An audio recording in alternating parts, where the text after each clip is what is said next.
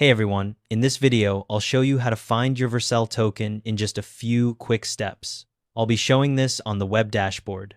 You're under personal account and not teams. Look at the top left in the navigation bar, you'll see an account dropdown. Click on it and make sure personal account is selected. If you're in a team workspace, the option to create personal tokens won't be available.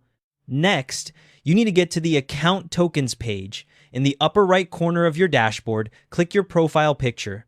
From the menu that appears, select Account Settings, then look for the Account Tokens option in the navigation. Click on that. You should now see a page that lists any existing tokens you've created, or an empty state if you have none. Now we'll create a new token. On the Account Tokens page, click the Create button. A modal dialog will pop up asking for token details.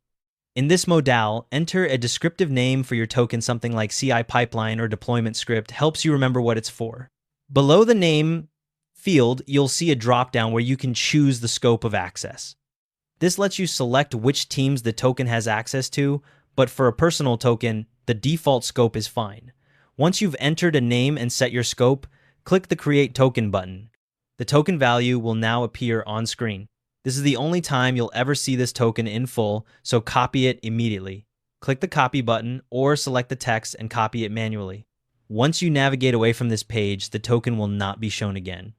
After you've copied it, store it somewhere, secure password manager or secret manager is ideal. If you're using it in a project, save it as an environment variable. Never commit the token directly to source control or share it in plain text.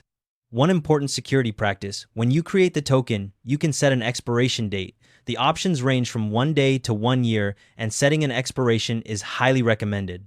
If you ever need to get back to this page quickly, you can go directly to vercel.com/account/tokens instead of navigating through settings.